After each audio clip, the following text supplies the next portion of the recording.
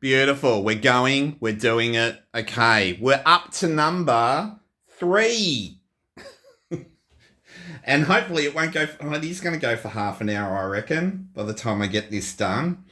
Okay. So we're looking around after 2016 till about 2020. I'm looking it up right now. 2024, where my zine work and my comics were kind of just overlapping, and now I'm just seem to be comic guy. In 2016, I'd finished a job up that I'd been doing for 14 years, and I was a tutor slash lecturer, you name it, at a popular Melbourne TAFE, teaching pre-production, so a lot of character design and composition and stuff like that to the kids. And that job sucked up all my time. It just did, because it does. If you're going to teach, that's what happens. They suck up all your time. And so comics kind of happened during the holiday periods. I made a thing. I think I started this in 2013, sorry, which was called The Wrongness. It's all silent. This is the only copy I can find that I have left, and it's sealed, and I'm not opening it right now. Sorry. And it was 3 books together, yes, as chapters, and it was all silent, and it was a bit surrealistic, and it didn't really work that well. And I was a bit disappointed. No one liked it. But I made a soundtrack for it as well, on my... I used a program. What did I use? It was like a DJ program, and I had sampled sounds and, the drum beats and stuff. And I'd always wanted to do that, make a soundtrack for a comic, so you could read the comic and listen to the soundtrack at the same time. And no one complicated? No one complimented my beautiful skills as a musician as well. So that's a bit sad. So yeah, 2016. It was 2016. So I probably worked on it during the holidays whilst I had that job. Suddenly I don't have the job anymore. I'd been working from 2016 on... in 2015, I was working on something called My Daddy Problems Are Bigger Than Your Daddy Problems. I will talk about it in a sec. But I had been watching a lot of kayfabe in about 2020. Cartoonist kayfabe. I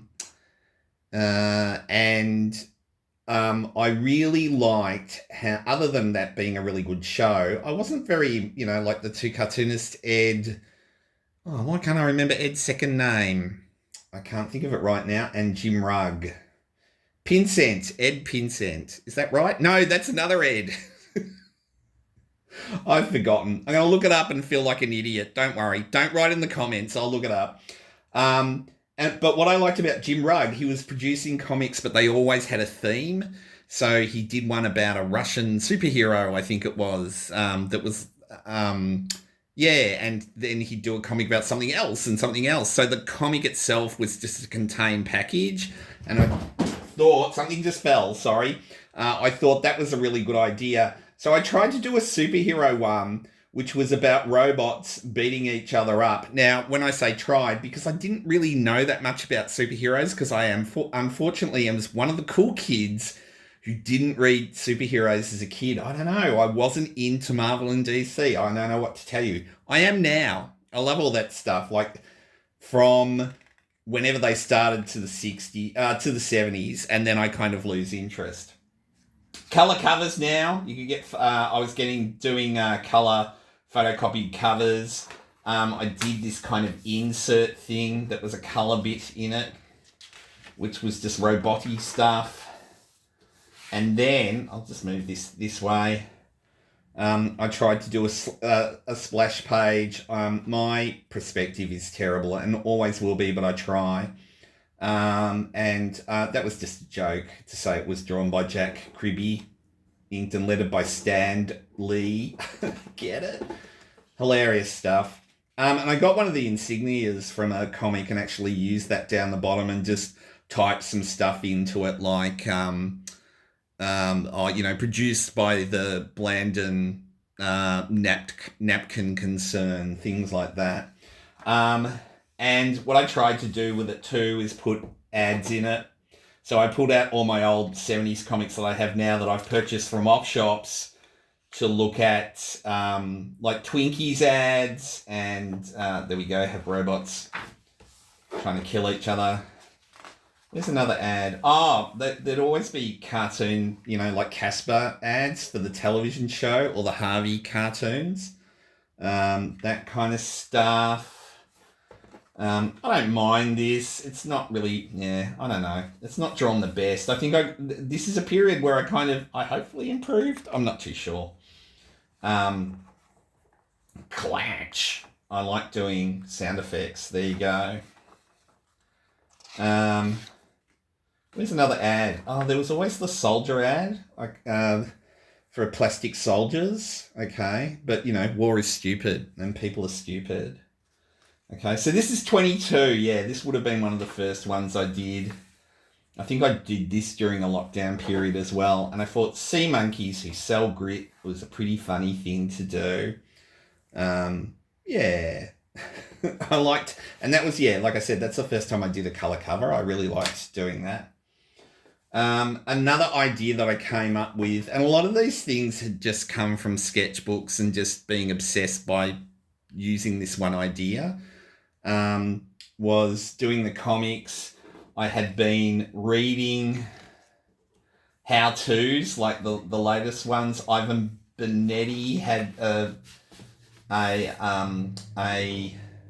cartooning. He released his cartooning series of lessons that he had for one curriculum, which was really nice of him. That ended up in, I think it was a book called Comic Art, and a little book came with it, which was his comic lessons. And I'd always thought about stuff like understanding comics and the stuff that Will Eichner was doing. Anybody else? Because I can see them from here. I'll look. There was another one too, and I can't think of it at the top of my head now. I found them a bit pompous, and so I did a weird version of making comic books kind of thing, because people at first thought it really was about making comic books, and I'm going, no. It's a joke about all that stuff.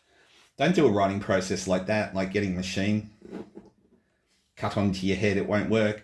I like some of the lettering I did here. I looked up a lettering book and I tried. It doesn't quite work all the time, but it's okay. You can, if your lettering doesn't work, you can always get on Photoshop and muck around with it. I actually scanned some out of an exercise book I had just to say I was brainstorming characters, which I think I was. I don't think I was doing anything more than that. That became a sticker. Some of this stuff became stickers. I just kind of found stuff and I thought stickers would take off, but they really didn't. Oh, the final product's really messy. That was a sketchbook idea. Where do ideas come from? That would probably end up being a slide thing when I do where ideas really actually do come from. I like the equipment page with my girly looking brush there.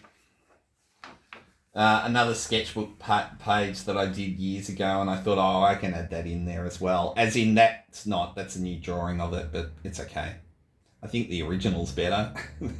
That horsey looks a bit weird. I love drawing all this kind of stuff.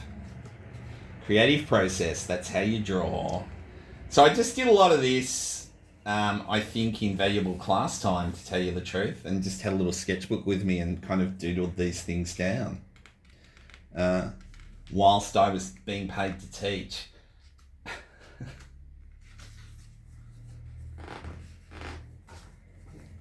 On different formats, there you go. That makes an appearance later on again. various genres. And that's my TED Talk. And, 3 surefire endings instead of 22 surefire endings. And then you get a certificate at the end. Yay! I like doing that one. That was fun. And that's what I mean. It's just a theme to do that. I'm not going to do part 2 of that ever. 4-panel freak out. I like my pencil cover. I drew a pencil cover in a sketchbook, and I just scanned it to because I thought I can do that. I can scan it color and it'll work. I don't know what's on the back here. What's that? Oh, that was a comic strip I did that I colored. Also, R-Crumb, boo, because, you're not supposed to like R-Crumb now. I don't know why. I like R-Crumb. Still. And these are all from a sketchbook, if I could open it. We're talking 22? Yeah, 22 here. So the Millennium Pede kind of appears a few times. I like the Millennium Pede. He only appeared in 2 strips though. And yeah, they're just all, these are all done with fountain pen in a sketchbook, I'd say. I just come up with an idea and I thought, oh, well, I'll make a comic strip. And I had all these comic strips. Sometimes I did them nicely to appear in other stuff. But really, I just thought, well, I'm going to put them all together. We'll get off that one. That's got a swear word. I'm going to put them all together and put them in a comic book. So some of them kind of continued each time, but they're just that kind of split the page into 4 quadrants and, hey, 4-panel strip for the interblogs. And that's where they all ended up on the internet. Some were coloured. I remember that one being coloured. Yeah. But of course, when I did them as... that's an old standard. Boy, that has appeared a few times. I just had to take the colour out because I knew these were going to be photocopied zine comics. And I really like, as I said, I like this stage of my zinedom. I think things were really starting to work for me. Yes, the sensitive Cloud Boy. Okay, yeah, Cloud Boy appears twice. I don't think anybody appears more than twice, kind of thing. And then they go away. So this is, yeah, they're all about 17, 18, these, 2017, 2018. Late Worm, he got redrawn. That one didn't. We'll get past that. Became a sketchbook cover. It might have been on the back of a sketchbook as well. Let me have a look. Hang on. I am doubling up on stuff. Boo. That was in Groovy Gravy. Oh, look. Not quite 4 panels. It's 9. I do like that one. I can't remember. I don't think action painting ever appeared in anything. And it was a nice little colour strip. I don't know why. I like it. Yeah. And my good friend, the Millipede. Millennium Pede, I should say.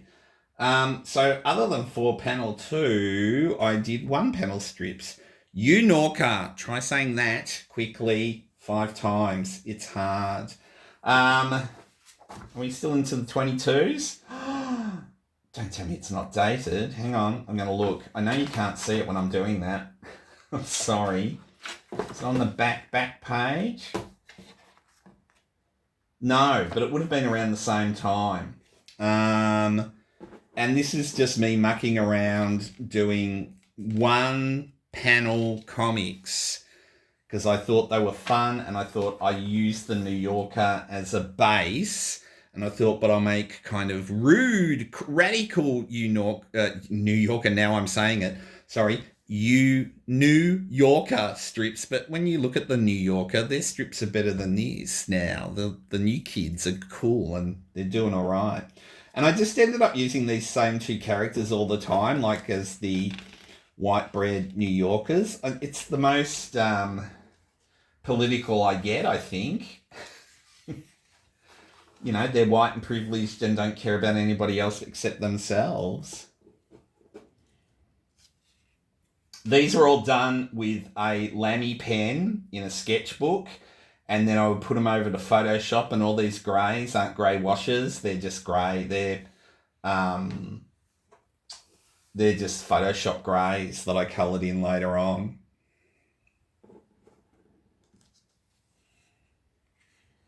And look, most of the comics are about them being arrogant about their white privilege, and I liked doing the text down the bottom to make them look like they were, proper one-panel comics. I had to go and find the font, the right font. Wasn't that hard. But they're nice. They turn out nice because, you got to watch what you're doing. Look, a Trump cartoon. I've gone the whole hog. I'm Mr. Political now. Oh, and they die in the end. Oh, well, that's pretty typical of what I do, isn't it?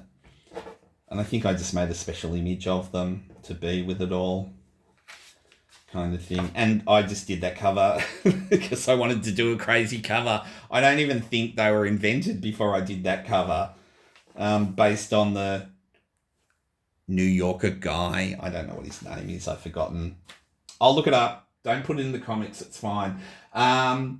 So I liked doing theme things, and I did an underground comic. I said, I better do an underground comic, and I really enjoyed doing this because I think next to Kurtzman, my biggest influence is underground comics. I didn't even know it. I used to look at them. I probably started buying them in the very, very early 80s, kind of going, but I'm punk. I don't get all this hippie stuff, man. But I think I should have got the hippie stuff because that's what I kind of realized that's what I'm influenced by. Again, wasting valuable class time probably organizing this. I do remember doing that. I'm a bad boy. And I could open it one day. Here we go. Keep on ducking. Okay, that's a pretty bad pun, but we've got to start somewhere.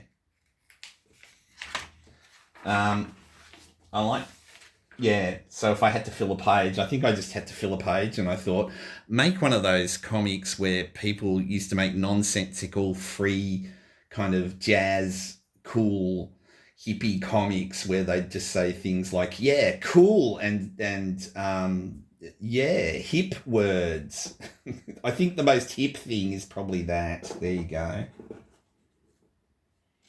It's ink on paper. I think that's something that Crumb used to say all the time. Rotund Ronald's cat. Gilbert Sheldon, look out.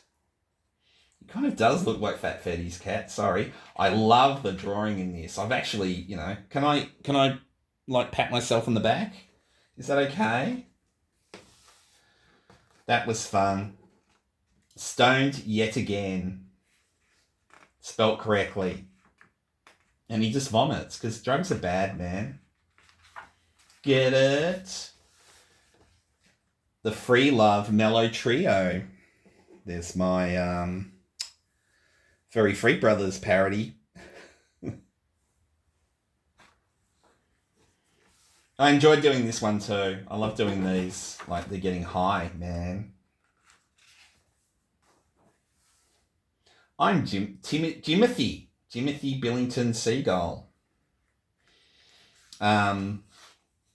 I don't know if Jonathan Livingston Seagull was a big thing with the hippies. I have no idea. Yes. And that one was a sketchbook idea because I had to kind of think of something quickly. And hey man, I've printed a hippie parody of Mickey Mouse. I was obviously thinking of Bobby London when I did that. Breadhead Corporate Comics, because you know how they used to have random headings that meant nothing to I think they just made them up, and then they thought, oh, let's make a comic strip out of it too.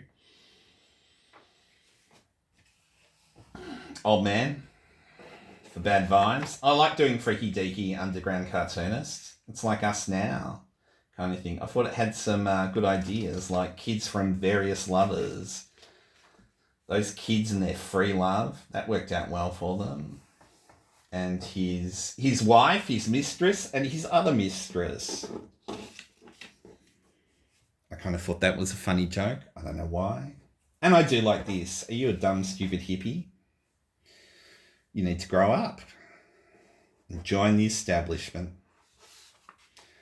I really enjoyed doing that one. That was fun. All right. Hey, we're kind of getting to the spiky end, which is good. My daddy problems are bigger than your daddy problems. I'll flip through it. I don't want to talk about the strips too much, but this is something I did that I always knew I would do. I knew I was going to do this comic book when I was 18 years old, 19 years old. I knew I was going to do something about the relationship between my father and I. And every time I would think about it, it just came out bad and morose and just not good. Not good. It seemed to be overly dramatic to me and it wouldn't work. And then in 2014, no, it must have been 2015, sorry, I get a phone call off one of my sisters saying, "Oh, I've got some news for you, Neil. Dad's died." And I went, "Oh," and he'd been dead for about a year. We hadn't heard from him from the early 90s, maybe, somewhere around there. So you can tell we had a great relationship happening there. So this story, it's 3 comic books. I'll go through all of them, but it's just about the story about my father and I and the relationship we had, which wasn't good. You know, it was broken family and stuff like that. The thing I tried to do, like, I've got my style and that's it. I've got my style. I didn't think kind of trying to change how I drew and make it into a more,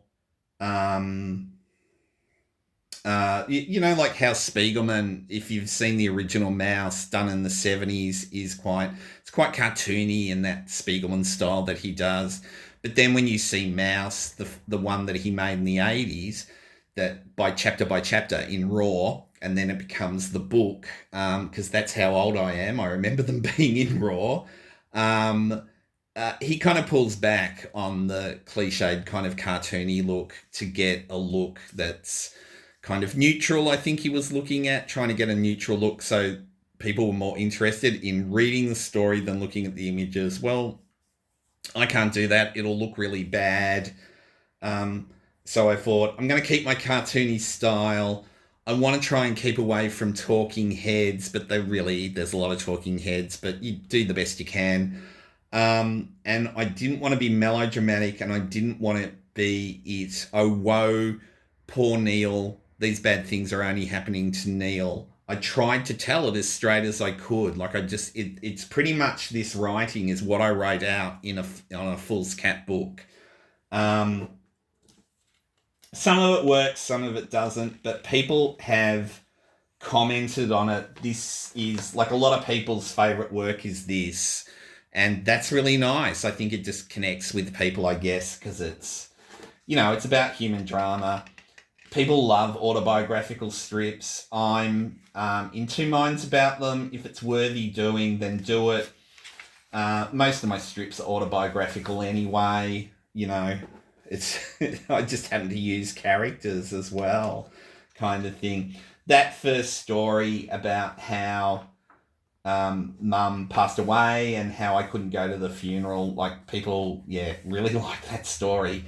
And I mean, I just tried to play around with things. Sometimes I couldn't think of an image to do, so I did a whole bunch of dinosaurs, or I drew us all as birds in one strip, I remember, because I just get bored and I want to do something different, kind of thing. I get bored of drawing these people who I didn't like.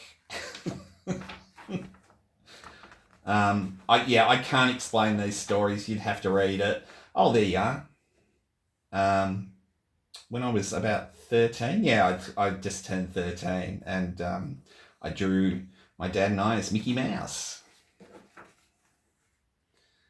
And I tried to do different styles within it, like that's, like the characters look very different, but it's me and my dad again compared to something like, is this entertaining, watching me battle with a book? Something like this. So I tried to draw every strip. I tried to draw differently, but it's just me. You can't help but being me. Yes, my dad had one snappy answer. That was an easy strip. Look, it's just all photocopied.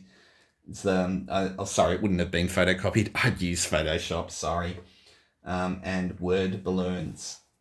That's straight out of a sketchbook. There's a few like that. So those strips were done in, see, that's 2016, and I think most of these are 2016. I didn't print it till 2023, and I'd finished it probably around 2020. I didn't know what to do. It just sat in my files, and I'm thinking, am I going to print this? I wasn't too sure if I wanted to print it or not. In the end, I did, and it was a pretty good idea. One day, it will be a whole book with some new added bits kind of thing. I'll get there. Where's the second one? There we go. I lean into my Basil Wolvertons, I know. 3XY, some people will know what that means. If you lived in Melbourne in the 70s, you knew that was the rock station. And that's what I mean. Again, see, I'm trying to do different kind of characters each time.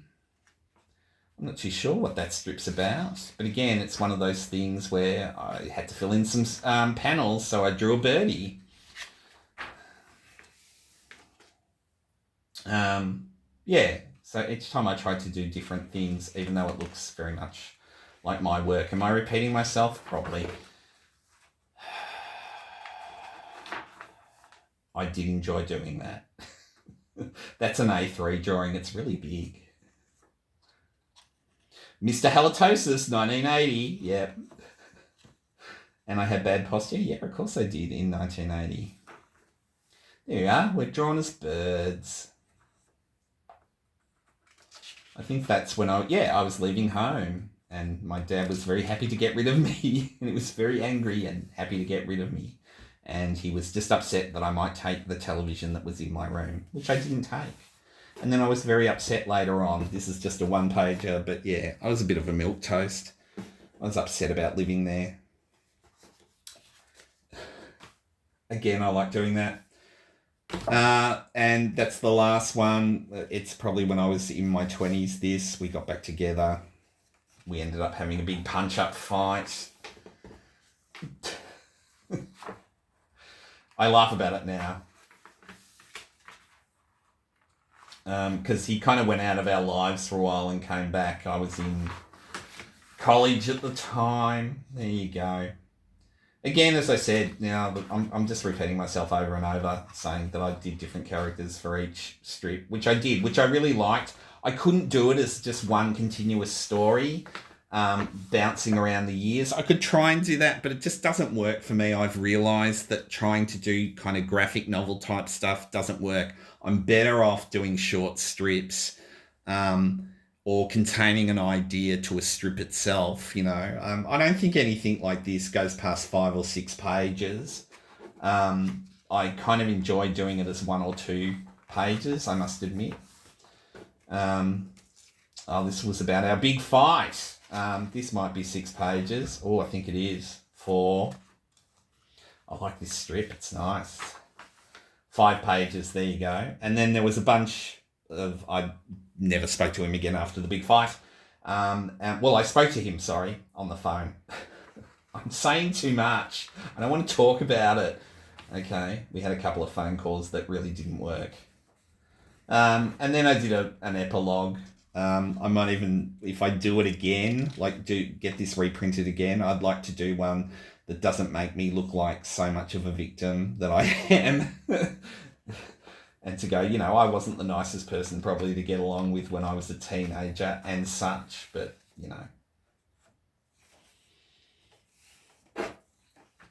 And that's, like I said, my sister rang me and spoke to me.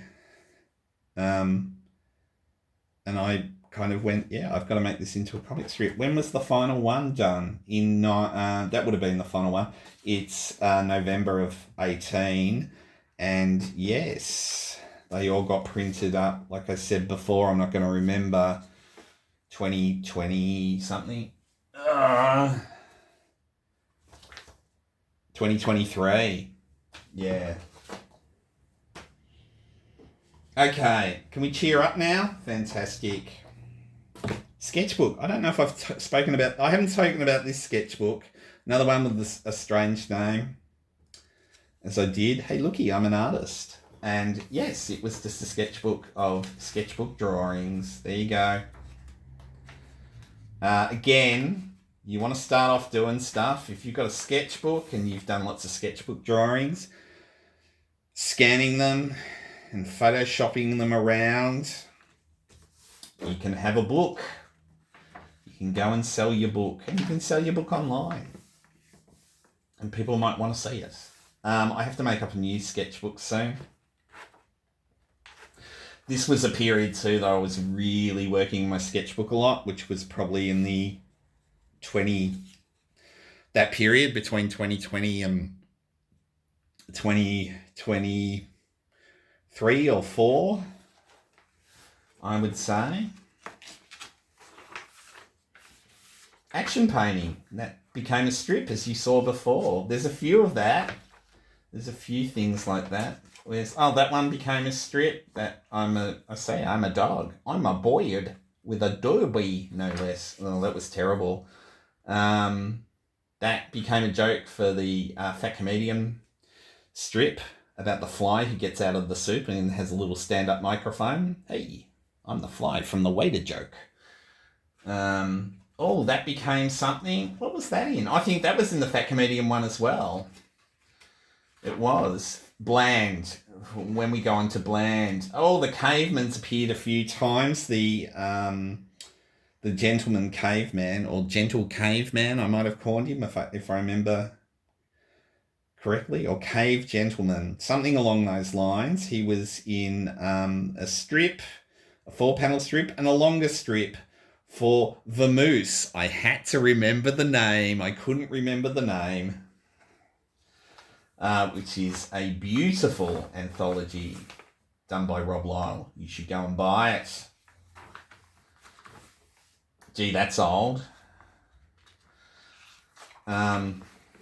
Pigeonhole. Stick your memo in my pigeonhole. That became a fridge magnet. So all these ideas are great. These are just sketchbook ideas. I don't know what I had with this, but it was just a thing where I had this guy playing a ukulele, and whatever animal and song dance style I put in there, I would draw the animals there. So it's Tralala doing the rodent rumpus, doing the cockroach cha-cha, doing the cat twerk. I've got some little cats doing a twerk there. A King Mickey. You've always heard that story, haven't you, about rats and their tails get tangled and so it becomes a king rat? You know what I'm talking about. You know exactly what I'm talking about. I've got a thing for Mickey. I don't know why, because he's a pretty boring character later on. In the 30s and the 30s, he was really cool. When he was black and white and those colour 30 ones, he was fantastic. 2023, I like doing little characters like that because they always come back when I need a background with characters in it. And I said that's been shown before. One more to go.